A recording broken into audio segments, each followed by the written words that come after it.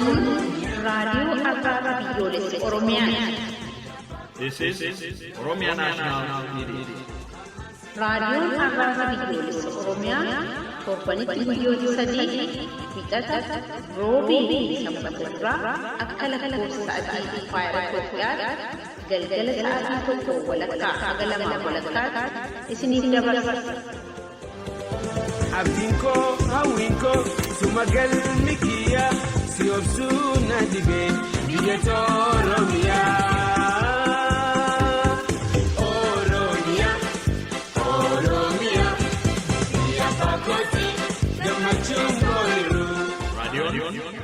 Rata Biolesa Oromiyaa Loyalty Mukta Tokko Sagaltama Metri Bandi di Demishan Saganta Amma Qaba.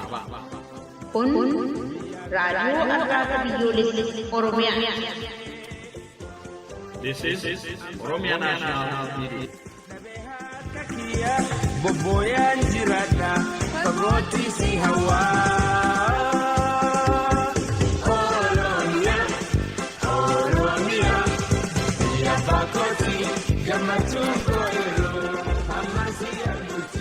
Yooyaa akkam jirtu dhaggeeffatu keenya kabajamoo sagantaa keenya akka sanbata duraa nu caqasuudhaaf raadiyoo keessan saaqattanii marsareetiinis borri nu dhaggeeffachuuf qophooftan hundumti keessanuu nagaan keenya bakkuma jirtanitti sinaa qaqqabu jenna. Qophii keenya kan sanbata duraa guyyaa har'aa jalqabuuf jenna. Akkuma barame oduun jalqabne qophii keenya idilee kan oolmaa waraana bilisummaa Oromoo ittiin gurra isin geenyu sin dhageessisuutiin qophii addaa haala yeroo irratti qindeeffannes qabna. Kanneen kana gidduutti immoo walleelee warraaqsaa gidduutiin gurra isin geenya. Haga xumura sagantaa keenyaatti nu wajjin turaan immoo affeerraa keenya yeroo hundumaa baramaadha. Amma oduun eegallaati. Oduudhaaf immoo jara jaallanneettan isin dabarsa.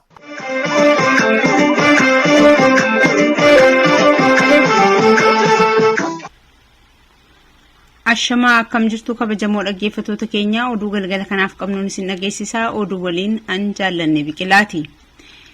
Ilmaan Oromoo loltuu poolisii humna addaa Oromiyaa keessaa waraana bilisummaa Oromootti dabalamuun itti fufe.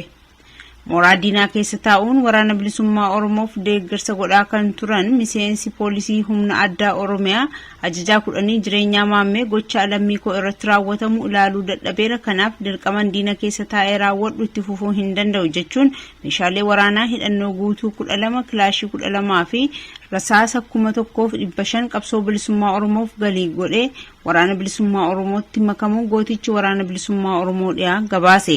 Dhaggeeffattoota keenya gaaffiif deebii jireenyaa waliin goone qophii keenya oolmaa waraana bilisummaa Oromoo har'aa keessatti isiniif dhiyeessina. Gootichi waraana bilisummaa Oromoo zoonii dhiyaa lola kibxata darbe sa'aatii dheeraaf loltoota sirna gita bichuu impaayera Itoophiyaa waliin taasisee injifannoo boonsaa galmeessisuu maddeen gabaasan. Irree fi gaachanni waraana bilisummaa Oromoo zoonii dhihaa lola kibxata darbe waraana bilisummaa Oromoo fi loltoota sirna gita bittoota impaayera Itoophiyaa gidduutti sa'a dheeraaf gaggeeffameen loltoota lakkoofsaan hedduu ta'an ajjeesuu fi madoo taasisuun kanneen irraa hafanis booji'uu maddeen naannichaa gabaasaniiru. Lolli kun sa'aatii dheeraaf kan gaggeeffame yeroo ta'u waraanni bilisummaa Oromoo injifannoo boonsaan irra aanee qabeenya diinaa booji'es galii qabsoo bilisummaa Oromoof oolchee jira. Dhaggeeffattoota keenya loltoota diinaa waraana bilisummaa Oromoo booji'aman keessaa kan dubbisnee qabna. Qophii keenya oolmaa waraana bilisummaa Oromoo keessatti nu eeggadha. Hooggantoonni fi qondaaltonni adda bilisummaa Oromoo bakka jiran wallaalamaa jira. Hooggantoonni adda bilisummaa Oromoo kan yeroo dhiyootti hidhamanis ta'ee kan yeroo dheeraa dura hidhaman yeroo ammaa kanatti bakka buuteen isaanii akka dhabamee jiru ibsamee jira. Jaal Abdii Raggaasaa, Jaal Amaan Filee, Jaal Kaayyoo Fufaa, Jaal Yaasoo Gabbabaa, Jaal Dr. Shugut Galataa, Jaal Mikaa'el Booran, Jaal Kennisaa Ayyaanaa, Jaal Koloneel Gammachuu Ayyaanaa, Jaal Lammii Beenyaa, Jaal Daawit Abdataa humna PP'n butamanii bakka isaan jiran hin beekamne. Hooggantoonni fi qondaaltonni adda bilisummaa Oromoo kun mana jireenya isaanii keessaa osoo hojii isaanii idilee hojjechaa jiranii kan qabaman yeroo ta'u yakki isaan hojjetanis ta'ee ittiin shakkaman tokkollee akka hin jirre maddeen keenya ibsu. Caaltuu Taakkalaa immoo ammatti mana hidhaa poolisii Soostanyaa jedhamu keessa kutaa baay'ee qorrutti qofaa ishee hidhamtee kan jirtu akka ta'es maddeen gabaasan. Caaltuu Taakkalaa haadha daa'ima ganna tokko akka taates ibsanii jiru. Gama biraan ammoo obbo Baqqalaa Garbaa fi Jawaar Muhammad mana murtiitti dhiyaachuu isaanii maddeen keenya gabaasaniiru. Ijoolleen obbo Baqqalaa Garbaa kan gadhiifaman yeroo ta'u obbo Baqqalaan garuu beellamni biraan akka qabameef maddeen keenya Finfinneerraa gabaasanii jiru. Ilmaan Oromoo biyya ambaa keessa jiran hiriira mormii sirna gitabichuu Impaayera Itoophiyaa irratti gaggeessan jabeessanii itti fufan. Adoolessa 17 bara 2020 ilmaan Oromoo biyya Ameerikaa magaalaa guddittii Waashingtan DC'tti wal ga'uun hiriira mormii Koloneel Abiy Ahmed irratti gaggeessaa jiru. Hiriirri kun kan gaggeeffame ilmaan Oromoo Ameerikaa keessa jiran walitti dhufanii alaabaa adda bilisummaa Oromoo qabachuun ilmaan Oromoo Oromiyaa keessatti ajjeefamaa fi hoggantootaaf qondaaltota Oromoo Oromiyaa keessatti ukkaanfamaa jiraniif haqni haa deebi'u sagalee isaanii dhageessisaa oolani. Haala kanaan dhaadannoolee haqni Hacaaluu Hundeessaaf nafxanyaan Oromoo hin bitu, hidhamtooti siyaasaa Oromoo marti haa hiikaman, Oromiyaan ni bilisoomtii fi kan kana fakkaatan dhageessisaa oolan. Miseensonni poolisii Oromiyaa kan dubbeen isaanii waraana bilisummaa Oromoo turan funaanamanii hidhamaa jiru. Ilmaan Oromoo waraana bilisummaa Oromoo keessa turan kan Eertiraarraa waliigaltee adda bilisummaa Oromoo fi EPRDF'n waraana 1,300 waliin qabsoo karaa nagaa gaggeessuuf gara biyyaatti deebi'an leenjii poolisii fudhatanii hojii irra turan hedduun hidhaatti guuramaa jiru. Sababa miseensa waraana bilisummaa Oromoo turan qofaaf yeroo ammaa kana mana hidhaatti kan darbaman keessaa Alii Muusaa Katabee, Awwal Abdallaa Kitoo, Umar Muhammad Adam, Namoo Milkii Boruu fi Baa'isaa Abdiisaa kan jedhaman keessatti argamu. Ilmaan Oromoo nagaa barbaanna, qabsoo karaa nagaa gaggeessina jedhanis nagaan ilmaan nafxanyaa bira kan hin jirre ta'uu ragaan kana caalu hin jiru jechuun sabboontonni Oromoo gabaasaa jiru. Ilmaan Oromoo kan akka Diina Raasii fi Gurraachoo karaa nagaa qabsoofna jedhanii galanii booda humna nafxanyaan kan galaafataman ta'uunis ni yaadatama jedhan. Haalli kun Oromoon sababa ilaalcha siyaasaa isaatiin qofa adamfamee hidhamuu fi ajjeefamuun kan jabaatee itti fufe ta'uu mul'isa jedhan. Siisaay Dirribaa Lammeessaa obboleessa Jaalmarroo ta'uu isaa qofaaf ukkaanfamee bakka buuteen isaa dhabame. Barsiisaa yuunivarsiitii kan ta'e Siisaay Dirribaa Lammeessaa obboleessa Jaalmarroo Dirribaa Lammeessaa bakka hojii isaa yuunivarsiitii Haramaayarraa loltoota biltsiginnaan butamee ture. Har'a erga butamee guyyoota 12 lakkoofsisus guyyoota 8 jalqabaa Haramaayaatti hidhamee kan ture ta'uu maddeen keenya gabaasanii jiru. Sana asitti mana hidhaa qajeelcha godina Harargee Bahaa keessatti akka hidhamee turee fi reebicha irra ga'een hedduu dhukkubsachaa jiraachuu maddeen himanii jiru. Siisaay tajaajila yaalaa hin argatin waan jiruuf yeroo ammaa kana haala hamtuu keessa jiraachuu maddeen gabaasan. Qaamonni mirga dhala namaaf falman akka dhimma isaa gabaasan sabboontonni Oromoo dhaamanii jiru. Gaazexeessaan OMN Guyyoo Waariyoo adoolessa 17 bara 2020 waraana gita bittoota Impaayera Itoophiyaan ukkaanfame. Gaazexeessaa Guyyoo Waariyoo gaazexeessaa naamusaan dalagu kan qondaaltota sirnichaa, artistoota, jaarsa biyyaa fi namoota bebbeekamoo dhimma uummata guddaa irratti yaada qaban OMN irratti gaaffiif deebii gaggeessuun gurra uummataan gahudha. Dhihoo kana gaaffiif deebii artist Hacaaluu Hundeessaa waliin gaggeesseen booda Hacaaluun ajjeefame. Inni immoo lubbuu isaaf sodaatee bakka dhokatee ture irraa har'a hidhattoota Koloneel Abiyyiin ukkaanfamee jira. Gaazexeessaan kun dhugaa Hacaaluu uummatatti mul'ise malee adiin dalagee hin qabu jedha. Hacaaluun maqaa shanee jedhu gaaffiif deebii keessatti hin kaasne jedhee dubbachuun namoota sirnicha keessa jiran hufachiisuutu himama. Namoonni sirnicha keessa jiran ajjeechaa Hacaaluu irraa siyaasa tolfachuuf ABO shanee jedhantu Hacaaluu doorsisaa ture. Kana ammoo gaazexeessaa Guyyoo Waariyoo keessaa kutee dabarse jedhanii yakkaa turan. Impaayera Itoophiyaatti namoota maayikii qabatanii dhugaa gurra uummataa dhaqqabsiisan kan akka artist Hacaaluu Hundeessaa fi gaazexeessaa Guyyoo Waariyoo ajjeesuu fi hidhuun maaliif akka ta'e uummanni hubachaa jira jechuun maddeen ibsan. Yoo Hacaaluun ajjeesne dhugaa Hacaaluu namoota baasuu danda'an hidhuu fi doorsisuun maaliif akka barbaachisu uummatni gaaffii nutti ta'a jechaa jira jechuun maddeen keenya gabaasan. Kaaba Oromiyaa Walloo keessatti PP mana uummataa gubuuf dirqamaan uummata mallatteessiste. Godina Walloo aanaa Daawwee Harawaa ganda Uraanee Salaamaa keessatti adoolessa 15-16 bara 2020 piippiin uummata walitti qabuudhaan aanaa kana keessatti Oromoota kan ijoolleen isaanii bosona keessa jiran yoo ilmaan isaanii haga adoolessa 18 bara 2020tti piippiitti harka laattachuu dhaban manni Oromoota kanaa akka irratti gubatu dirqiin mallatteessisuu isaaniitu gabaafame.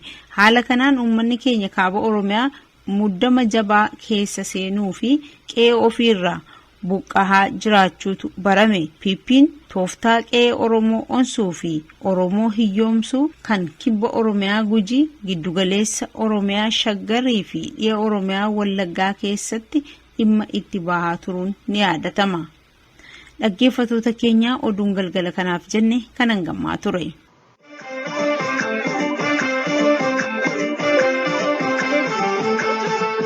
Dhaggeeffattoota keenya kan caqasaa jirtan raadiyoo arraata biyyoolessa Oromiyaa dambalii gabaabaa meetir baandii 25 kiilooherzii 11,990 irratti isiniif darbaa jirudha. Qophiin keenya itti fufee jira.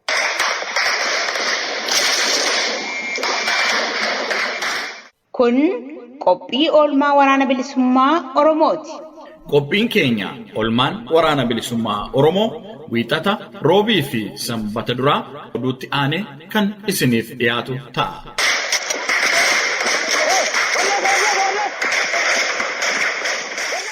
Qophiin oolmaa waboo injifannoolee waraana bilisummaa Oromoo haala waraanni bilisummaa Oromoo keessa jiru bu'aa ba'ii fi mudannoolee adda addaa kan keessatti waraana bilisummaa Oromoo irraa dhageenyu ta'a.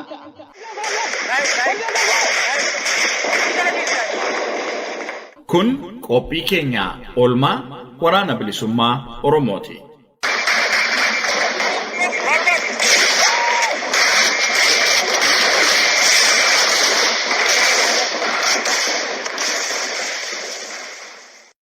Dhaggeeffattoota keenya sagantaan keenya oduu isin dhageessuun eegalee ammallee itti fufee jira. Qophii oolmaa waraana bilisummaa Oromoo har'aa keessatti immoo gaaffiif deebii poolisii humna addaa Oromiyaa duraanii waraana bilisummaa Oromoo amma kan ta'e jireenyaa maammee waliin goone isinii dhiyeessina. Nu faana bu'a.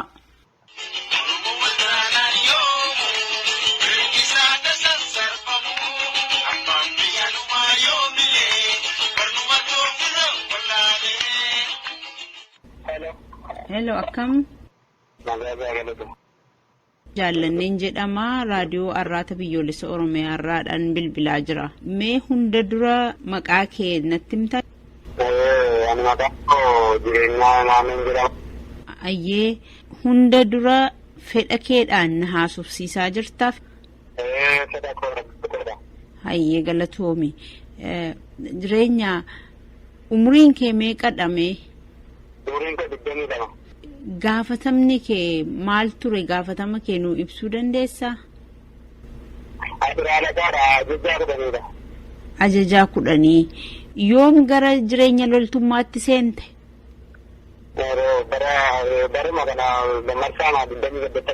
Baruma kana marsaa 28. Maal jedhama maqaan poolisiidha moo humna addaa Oromiyaadha moo loltuuma biyyaadha moo maal jedhama maqaan? Humna addaa Oromiyaa. Ayyee mee dirqamni kee achi keessatti maal ture? Maal godhaa siniin jedhaniitu dirqama sinitti kennanii sin bobbaasu gaafa sin bobbaasan? Dirqama nuti fudhannee yeroo baay'ee deddeebisnu haadha shanii jedhanii uummata Oromoo kumaadha. Uummata shanii jedhanii uummata nagaa kadamaa keessaa uummata karaadhi uummata yeroo jiraatu ajjeesuudhaan abbaatiin abbaatiin akka hojjechiisanii harka nama hojjechiisanii akka kanaaf natti keessatti bubbulee natti toluu dhibeennaa hojii kana ishee gara adda bilisummaa Oromootti gara waraana bilisummaa Oromootti naqatte. Hayyee mee yeroo nama ajjeesaa isiniin jedhanii waraanuma dhamoo jechuun nama miseensa abaa'oo shanii yeroo jedhanii waraana bilisummaa Oromoodhaan dhaqaa lolaa jedhu moo isaanuma loltu moo uummatuma nagaa meeshaa of harkaa hin qabne jireenyuma isaa jiraatu nama karaa deemu nama kana hundumaadha callistanii ajjeestu. Uummatuma nagaa kunna shaneedha jedhanii uummatuma nagaa kanuma arganii yeroo waan ta'u uummatuma nagaa nu rukuchiise malee addaa kaadha keenya kabaja kennuu fi deebi'aa bakka ajjeesuudhaan bakka hirmijaa adda ta'e irratti firannaa kanuma ta'u xiqqoo nutti dhagaan nu gaddisiise maa'ee kanuma mana kana faa gubaatu kan shaneetu ijaare jedhu kan shaneetu jedhanii mana nama nagaa gufiisu waraana manatti immoo deemnee waraana immoo deemnee lollu. Waraana bira dhaxxanii loltanii ganduma keessa deemtaniitu mana namaa gubuu nama ajjeesuu waanuma kanarratti bobbaatu jechuudha. Katamaa madeetii deemnee dhimma magadamaa irraa jiranii madeetii nama mana gaaraarra deemu yoo namni qabeenya maasii isaa ta'uu hojjetee shakun shaneena jedhanii deemanni waan ta'e bakka shakkamaa maddeenii shakkii maan ajjeesuu bakka. Kana ajajumatu sinii darbee gootu jechuudha yoo kanan goone maal siniin jedhu. Adaba jala galla godi jennaan jechuudha seera mana keenyaa jedhu godii maadha seerri mana keenyaa jedhanii mana gochuun. Seera mana keenyaa jedhanii gochuma maaliif hin godha namni kun yakkamaa miti homaatu ni balleessuun agarree yookaan ajajni mana murtii dhufee qabin jedhamne akkasumatti ajjeesi jedhamnaan ajjeesuudha gubi jedhamnaan gubuudha. Namoota ajaja didan kanneen namoota baay'een iddoo namoota baay'een isaanii maaliyyuu hirmijaa irratti fudhatu leenjii irratti mul'isu. Maal jettee?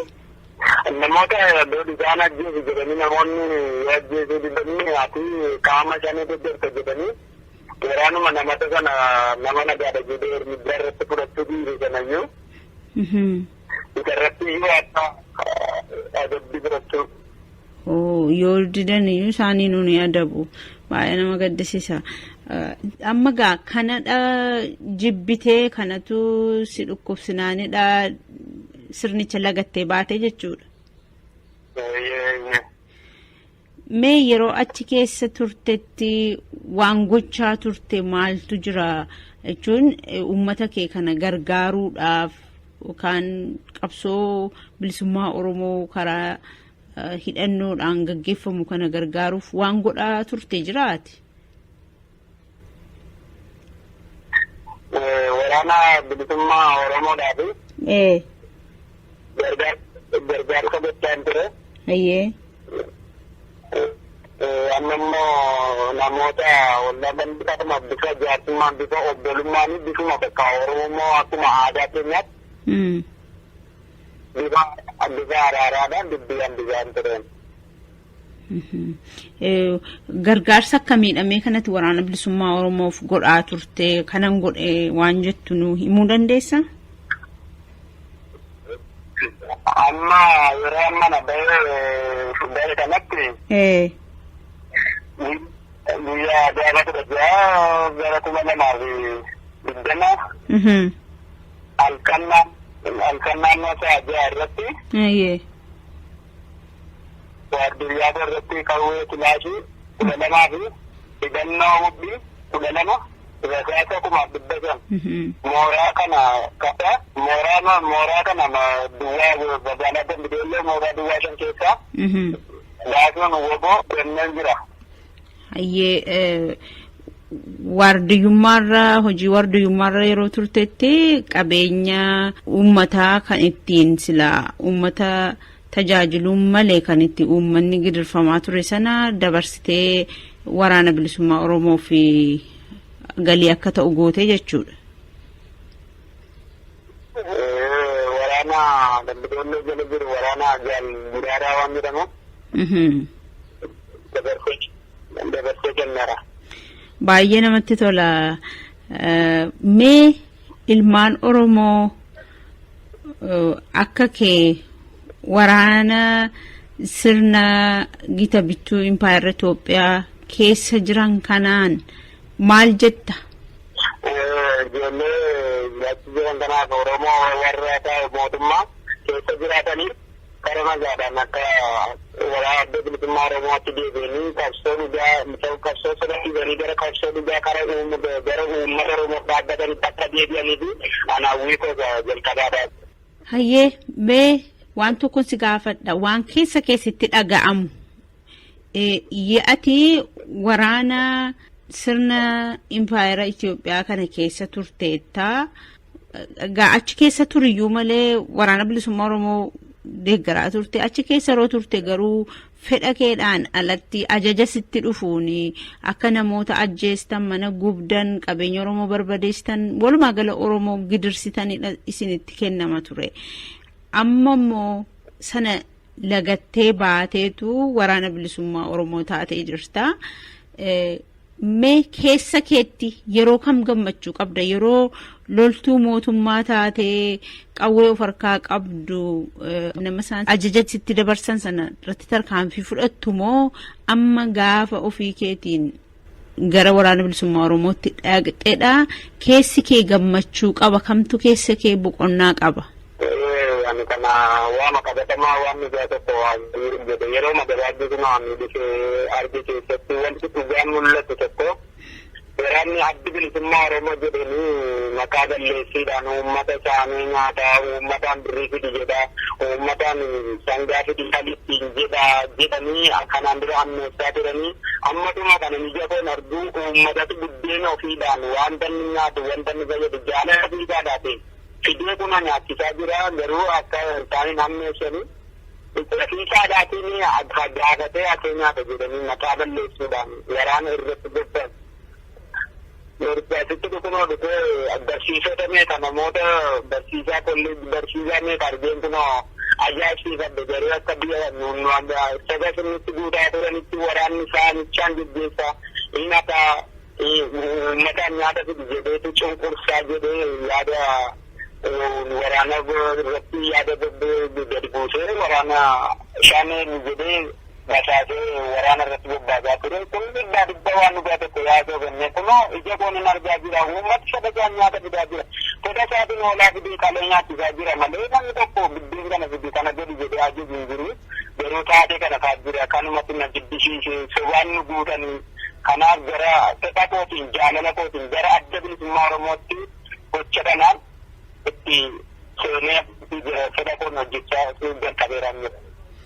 Yeroo sirna sana keessa turte uffata waraana bilisummaa Oromoo fakkaatutti uffisanii akka wiigii mataatti godhanii akka waraana bilisummaa Oromootti uummata keessa deemanii nuti waraana bilisummaa Oromooti jechuun uummata gidirsanii maqaa waraana bilisummaa Oromoo xureessuuf kan hojjetan illee turan waan akkasii waan si mudatee jiru beektaa yaadatta waan uummata Oromootti immoo barbaaddu.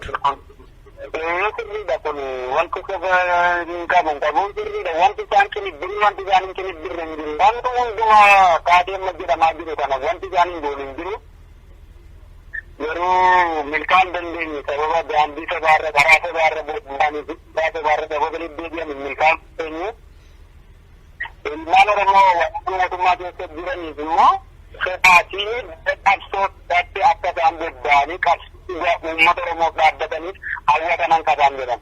Amma roosaan kaawwatti naannessaniif geera.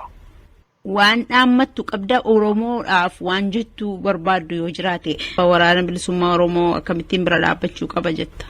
Tokko ta'ee jabeeffatee waliin sochii gochuu qaba. Hayyee galatoomee.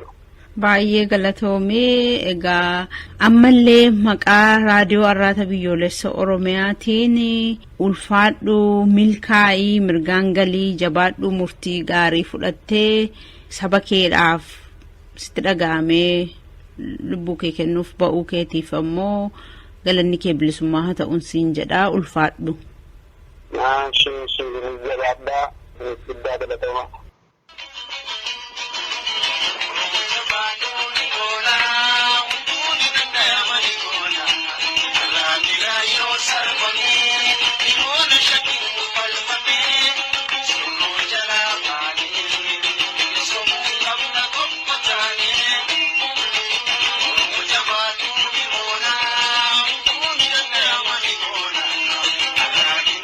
Sarkozy,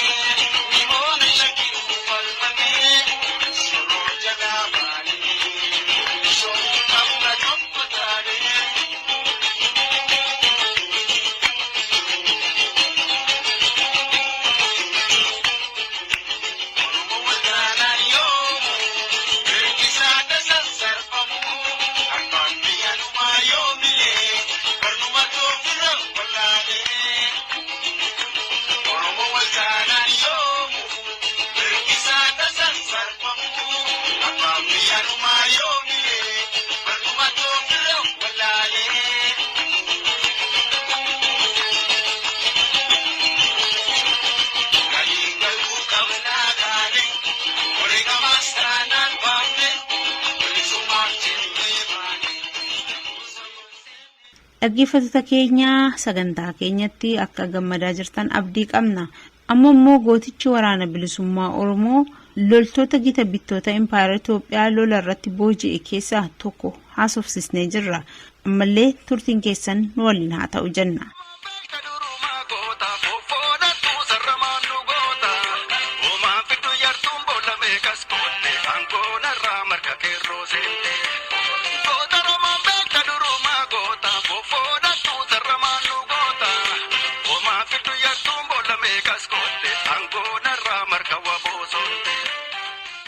Hayyee jaallannee biqilaan jedhama raadiyoo arraata biyyoolessa Oromiyaa irraan bilbilaa eenyu jedhu maqaa kee? Maqaan koo Maabiraatuu Takkaalliin jedhama. Hayyee Maabiraatuu Takkaalliin na haasofsiisuuf fedha qabdaa? Fedha keedhaan na haasofsiisaa jirtaa? Fedha guddaan qabaa. Ta'u hayyee galatoomii. Maabiraatu yeroo ammaa kana waraana bilisummaa Oromoo bira jirta. Maal turte? Akkamiin gara waraana bilisummaa Oromootti deemte?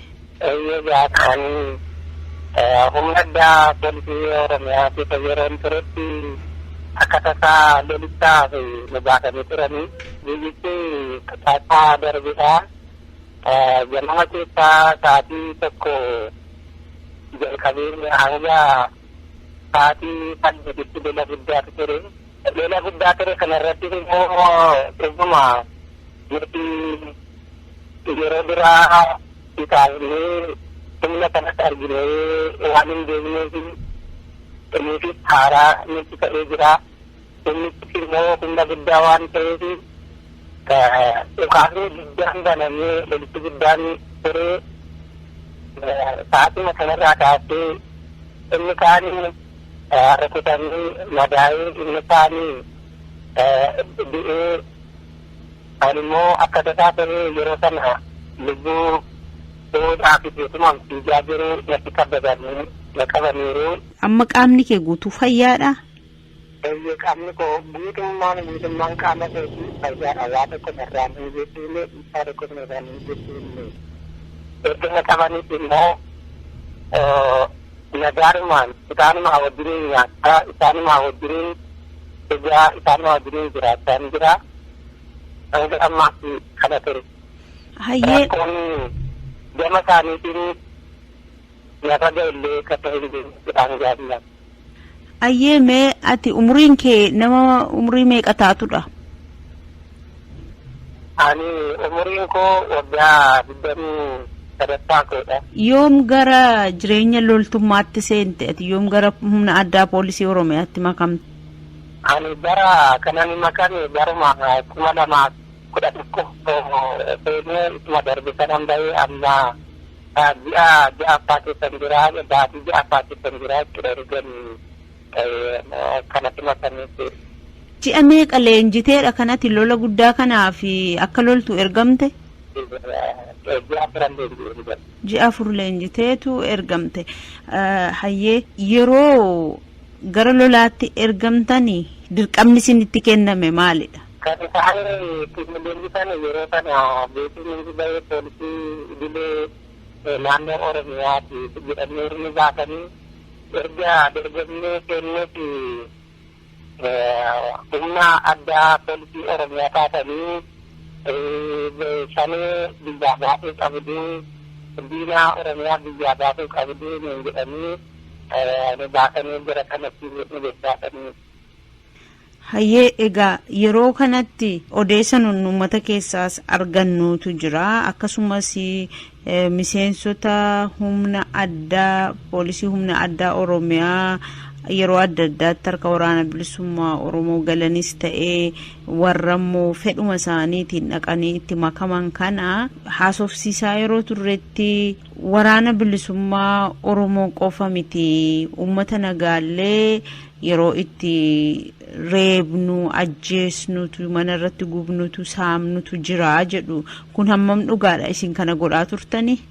Yaa wanti kun ta'aa ture ta'aa ture lafa isaanii jirtu nageessaa sana beekteef jedhanii ijoolleetti fuudhanii deemaa yeroo kanatti ijoollee kana dhuguma beeka jetanii jira tureera. Amma gaamee isin yeroo leenjitanii humna addaa Oromiyaa taatu jedhamtanii leenjitanii uummata keessan tajaajiluudha silaati. Garuu gaafa uummata keessa deemtanii uummata nagaa yeroo reebdanii hiitanii mana irratti gubdanii saamtanii jettan sanatti dirqamni mootummaarraa gubbaadhaa isinitti kennama waan ta'eef gootu. Garuu akka namaatti lakki jarri kun Oromoodha nama nagaadha homaan balleessine maaliif kana goonaa jettanii gaafattanii beektu? Kan kanarratti kan ijoolleen gaafatanii jiru gaafatanii jiru yoo gaafattu akka nama waan tokko kakaatetti waan ilaalamtuuf irratti immoo tarkaanfiin biraa waan fudhatamuu fi baay'ee sodaatamaa kanaaf akkasiin jennu jechuun waan hin danda'amneef baay'ee ulfaata jennee biraa waan irratti fudhataniif kanaaf sodaatan. Nu miidhu jettanii waan sodaattaniif kanan gaafattan jechuudha. Sodaanna kanaafidha asitti addaa waan isaan argamuuf warraabanni kanaaf Hayyee kan biraa gara fuulduraatti maalidha sagantaan kan kee? Qabsooma bilisummaa Oromoo keessatti waraana bilisummaa Oromoon qabsoo itti fufuudha moo gara maatii keetti deebi'uudha moo maalidha kanatti barbaaddu kanatti yaadaa jirtu? Ani kanan barbaadu amma sa'aatii kana taatee yeroon beekaa jiraachaa jiru kanaa taatee wajjin egaa wajjin nyaataa waan hundumaa waan isaan danda'an waan isaan dabarsaa jiran hundumaa waan inni wajjin dabarsaa yeroo fi waan hundumaa waan wajjin dabarseef inni haasa'amu faallaasaa ta'ee waan an argee fi jaarummaa isaanii hunduma isaanii kana hundumaa waan an bareef kana hundumaa waan an argeef jara isaanii hirmatamee biyyattii fi fakkaatu barbaadan barbaada. Garuu yoo barbaadde akka waraanni bilisummaa Oromoo si barsiisee nagaadhaan gara maatii keetti si gaggeessu filannoo sana akka qabdu beekta miti? Yoo ati fedha kee ta'e maatii keetti galuu fi si barsiisee si gadhiisa waraanni bilisummaa Oromoo kana duras waanuma godhanidha argineerra namoota kana dura dubbisnellee jiru. Kanuma keessaa ati garuu waraana bilisummaa Oromoo waliin haftee qabsoo itti fufuu barbaadda? Qabsoo isaanimaa wajjin akkanitti fufuun barbaada. Isaanimaa waliin akkanitti fufuun barbaada. Ayyee gaariidha. Kan biraan ati akka nama Oromoo tokkootti akka nama loltuu sirna kanaa ta'ee darbe tokkootti waraana bilisummaa Oromoo immoo amma bira jirta yeroo wal bira qabdee ilaaltu eessattidha kan mirgi keessii eegamee akka namaatti kabajaadhaan sitti dubbatee si kunuunsee jedhu iddoo kamittidha bakka waraana sirna ammaa jiru kana taatee jirtuttidha moo waraana bilisummaa Oromoo birattidha? Isaan akkanarratti kanan gama godhin jettee barbaade isaan kana biratti yeroon amma argamu duraa kaasee nutti dhukaataa turte yookaan wasiisaa turte yookaan jaallatanii keenyanii beekaa naan jedhanii ija hammeenyaatiin ija biraatiin illee nan laallee anna isaatii sanatti isaan kabaja guddaa fi jaalala guddaan Oromummaa isaatti gammadeen isaanii wajjin waanan jiraachaa jiru. Kanaaf sana yeroo wal bira qabee ilaale immoo baay'ee kan wal gatudha baay'ee kan walitti ta'uusaa asumaan dabarsaa jaalallee biyyaa wajjin qaban illee asirratti baay'ee anaan kan natti tolee ture dura yeroon bakkee kana hin turre yaadatti kanan dhaga'us kanan beekee waraanni bilisummaa Oromoo nama ajjeesaa nama qalaa yaarkaa namarratti baksaa namaa irratti baksaa jedhamaa yeroon dura qaba akkana sana ta'e adaalee ture jaatama hundi kanaaf homtiin isaaf saba waan ta'eef jala taanitiin kalatti. Ilaame yeroo waraanni kun marsee si qabu kanatti otoo barbaadaniiti waan amma kana dura sinitti himamaa ture kana akkas nama godha jedhan sana gochuu danda'u turanii si ajjeesuu danda'u turanii yoo barbaadanii. Otoo akka jedhamu ta'e kan na ajjeesan turan anis immoo ilma na ajjeese abdii maakutateen kanumaan taa'ee jaan ture jaree dubbana irraan jechanis hin qabani kunuun dandeenye rakkisan anaan amma kun na mudatu jechuudha. Gaariidha hayyee atis bagaa waaqayyo lubbuu kee oolchee nagaadhaan gara sanatti si dabalee maqaa raadiyoo arraata biyyoolessa Oromiyaan galatoomin siin jedhaa dhumarratti waan dhaammattu yoo qabaate uummata Oromoottis ta'ee hiriyoota kee loltuu sirna mootummaa kanaa ta'anii jiranis yoo ta'e waan itti dhaammattu jiraate dabarfadhu. Kanan dhaamu hiriyootaan koo achi keessatti hawaasnis kan dhaamtan dabarsuu barbaade dura haala tokko tokkoon waan gonfamne taa'ee haala siyaasaa gara biraatiin waan gonfamnee fi namni hiriyoonni keenya illee waan of hin godhin hanga jiran jiru. Isaan kanaaf akka isaan isa biraa sana jirtu yaada keessa jiran sanaa fi beekaa keessa jiran sana gonkumaatti jirratanii gara waraana bilisummaatti makamuun uummata isaanii irratti kan dhaabbatan uummata isaanii irratti kan qajeelfamaa yaadanan dhaabbatudha. Uummata Oromoo ijoollee qeerroo Oromoo maraan dhaabaa kana keessatti argamanii garbummaa kanaan qeerroo biyya Oromoo Oromiyaa irratti iddoo kana bidirtaa jiranii isaanii akka yeroo ammaa kanatti jijjiirraafamuu amalaa fi jijjiiramanii gara waraana bilisummaa uummata Oromoo kanatti makaman nagaadhaan isaanii dabarsuun barbaada. Tole galatoomii baay'ee si galateeffanna nutis jabaadhu. Dhaggeeffattoota keenya qophii keenya oolmaa waraana bilisummaa Oromoo kanarraaf jennee xumurree jirra. Sagantaan keenya garuu ammallee itti fufa. Sirbuma kanaan gara qophii itti aanutti sin ceesisna. An gamanumaan nagaa isinitti dhaammadha.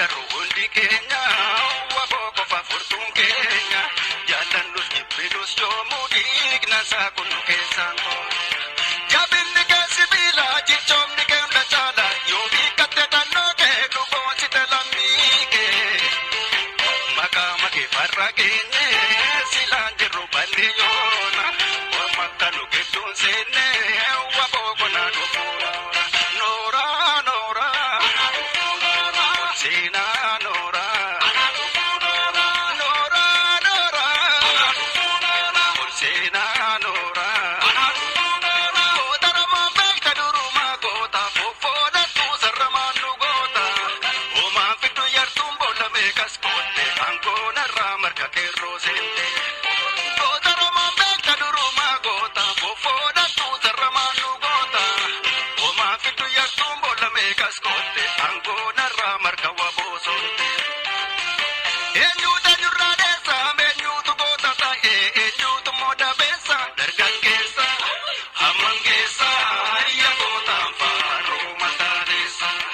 Dhaggeeffattoota keenya kabajamoo gaa sagantaa keenyaa kan sanbata duraa ammas akkuma itti fufetti jira. Oduun eegallee qophii keenya idilee qophii oolmaa waraana bilisummaa Oromoo gurraan isin geenyeerra. Itti aansuutiin immoo haala yeroo irratti kan qindeeffanne qophii addaa jaalbiiftuu dinqaa qindeeffattee jira. Garasittiin isin dabarsaa waliin turtii gaarii.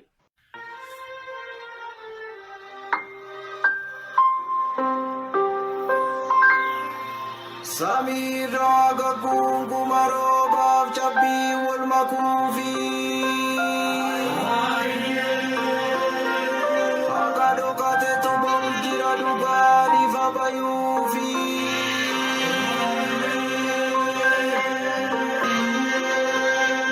Lumil kesi ya Rabbi guya kalagayufi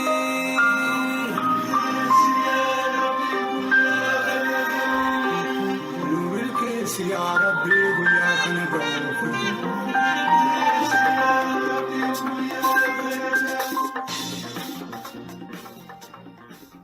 Uummanni Oromoo bara dheeraaf qabsaa'aa kan as ga'e har'as qabsaa'aa kan jiruuf abbaa biyyummaa isaa mirkaneeffachuuf bilisaan jiraachuuf malee mirga nama kamiyyuu dhiibuuf miti. Mirga qawween dhabe deebifachuuf gabrummaa bara dheeraa ofirraa fonqolchee bilisaan jiraachuuf. Nagaa fi jaalalaan saboota biroo waliin jiraachuun uummata Oromoof aadaadha malee kan barsiisan miti. Egaa mirga uumamaan qabu deebifachuuf wallaansoo waggaa dheeraa bulchiinsa sirna nafxanyaa waliin Oromoon qokkee wal qabee deemaa jiru akkuma itti fufetti jira. Sirna si ajjeesee si fixa jedhuu fi gaaffii biyya koo irratti maaliifin ajjeefama jedhu gidduutti qabsoo balbaltuun deemaa jirti. Akkuma olitti tuqne Oromoon ajjeefamuu hin qabnu jedha. Ajjeechaan kunis kan nutti xiyyeeffate mootummaa mataa keenyaa waan hin qabneef yeroo yerootti nafxanyaan buluurraa jireenyi keenya gaaffii keessa gale jechuun hadheeffatee himataa fi falmachaa jira uummanni Oromoo. Uummanni Oromoo guyyaa tokkoofiyyuu saba akkasii miidha jedhee qabsaa'ee hin beeku. Gaaffiin Oromoo bara dhufaa darbaa ukkaanfamnee jiraachuu hin qabnudha. Oromoon har'a hidhamaa, ajjeefamaa, balbala mana isaanii irratti milishaa Itoophiyaa raayyaa ittisa biyyaa jedhaman uummata fixuuf ramadamaniin itti dhukaafamaa jiru yakka dhiifama hin qabnedha. Oromoon biyya isaa keessatti mataa gadi qabatee deemuun hafuu qabaadha. Gaaffiin keenya kun xumura argachuu qabaadha. Gaaffiin Oromoo mootummaa ofii isaatii filate qabaachuun darara bara dheeraatti gudunfaa waan tolchuuf Oromoon of bulchuu qabaadha. Gaaffiin uummata Oromoo.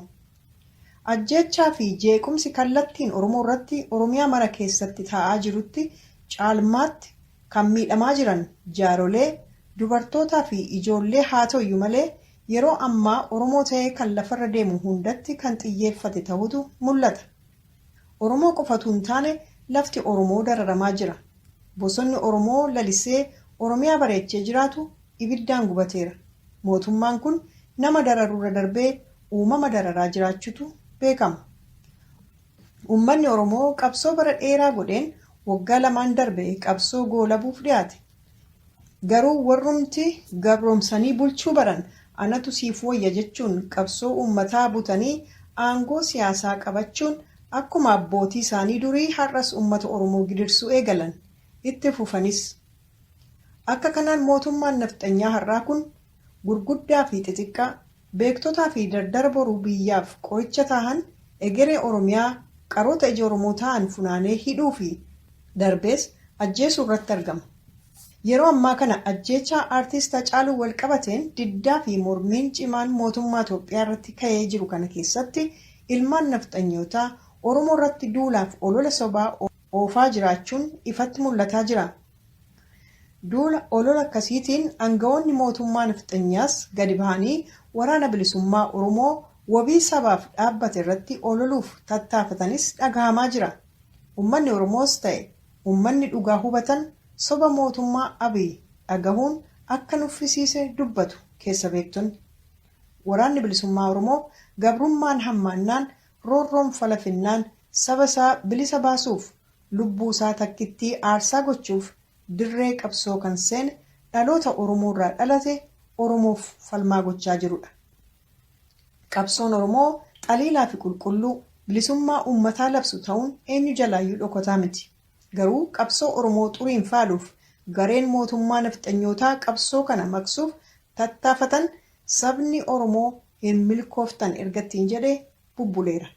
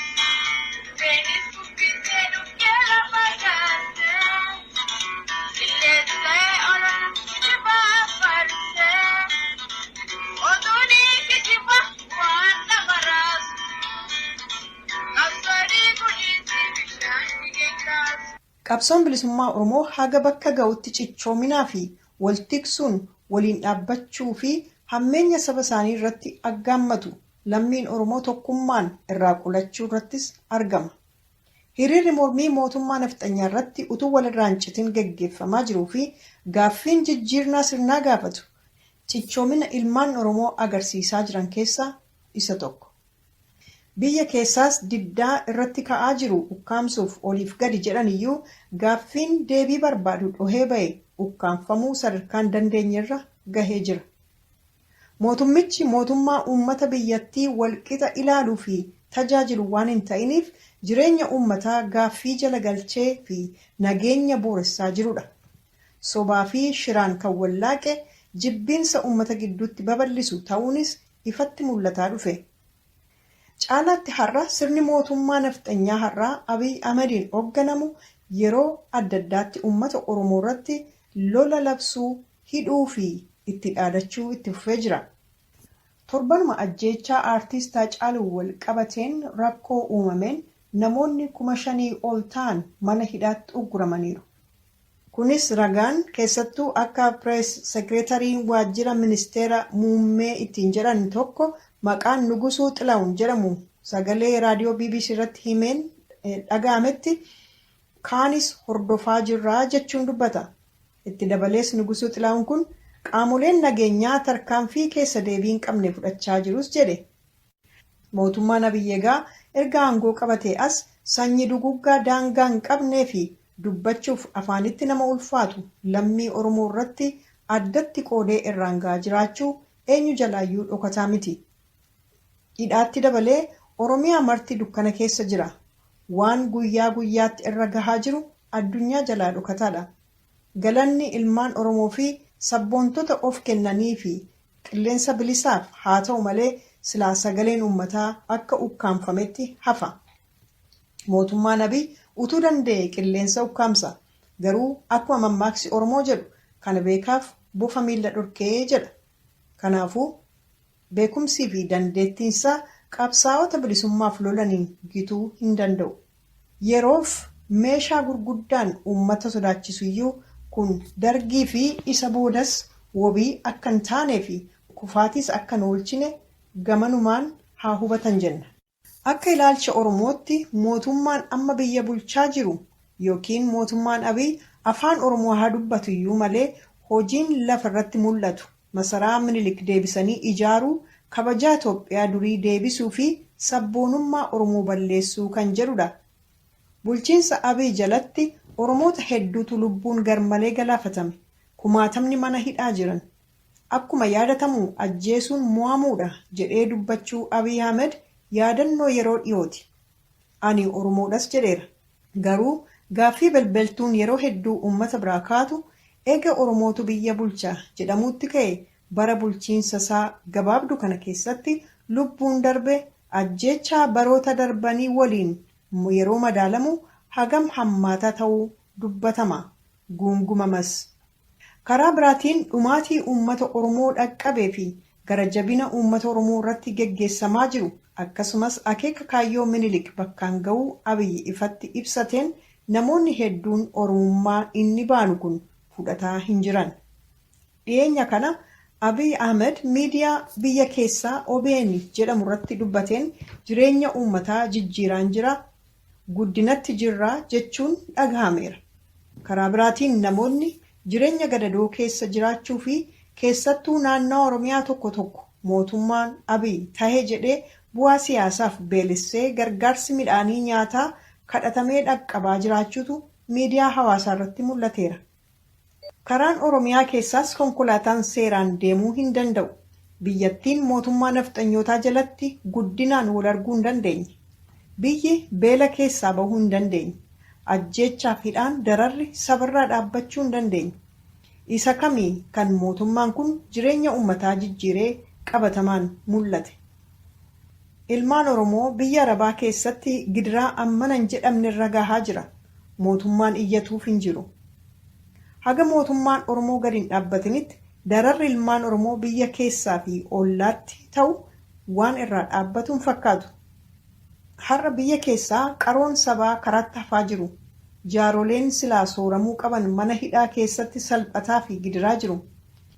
Seerri biyya Itoophiyaa Oromoodhaaf dhugaa falmuu fi dhugaa baasuu hin dandeenye.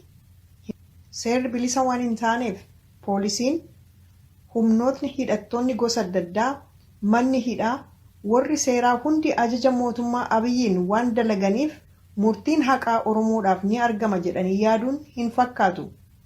Waan kana ta'eef ummatichi gabrummaan nuffisiise haqaa fi dhugaan jallachuun moogesse jijjiirama hundee sirna biyyattii gaafachaa fi irratti qabsaa'as jira. Sabni Oromoo mootummaa nafxanyaa fi garee nafxanyootaa boquu irratti baatee haga yoomii boquudhaa caba. Itoophiyaa Oromoon keessatti salphate, kabajaa dhabe, dhala isaa guddifatee isa xooruu ga'e rasaasa nafxanyaatiin dhabe. Gura jiraasu keessatti nagaatti dhabe. Itoophiyaa akkamiiti? Oromoon kan qabsaa'aa jiruuf abbaa biyyummaa, nagaa, bilisummaaf birmadummaaf kun immoo dhugoomuu qaba. Yoos malee dhumaatiin Oromoo hin dhaabbatu waan ta'eef.